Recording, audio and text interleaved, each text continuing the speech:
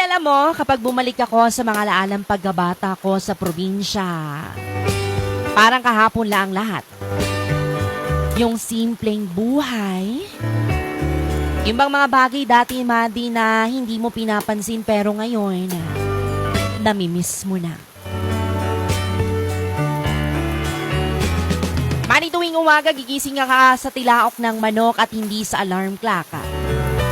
Tapos paglabas pa ng bahay mo ay mararamdaman mo agad ang labig ng simoy ng hangin at amoy na amoy mo ang halimuyak ng mga bulaklak at damo na basa dahil sa hamog. Yung tipong hindi mo na kailangan magmadali. Dati, ibang walang cellphone na hawak-hawakan. Kundi pamalo lang ni nanay kapag late ka nang gumising. Tapos, didiretso ka na lang sa taniman o kaya sa bukid. Yung tipong mag-harvest ka na lang ng prutas o gulay, mga kaibigan. Laging may mga alagang kambing o mga hayop, pati iba't ibang hayop pa yan. Kaya bago pa man makakain sa agahan ay kailangan mo munang unahin na pakainin ang mga alagang hayop na manok at baboy.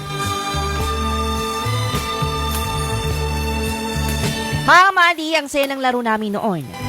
Simple lang pero sobrang saya. Yung tipong naglalaro lang kami ng tago-taguan sa may damuhan o di kaya gagawa kami ng mga baril-barilan gamit ang mga sanga at puno ng dahon.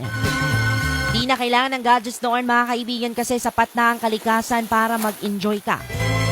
Pagdating mo ng hapon, mag-uuwian ng mga tao galing sa bukid at ang mga kapitbahay, Madi, na halos magkakasabay na kaming maghapunan at sabay nang magkwentuhan hanggang sa aabutin ng dilim.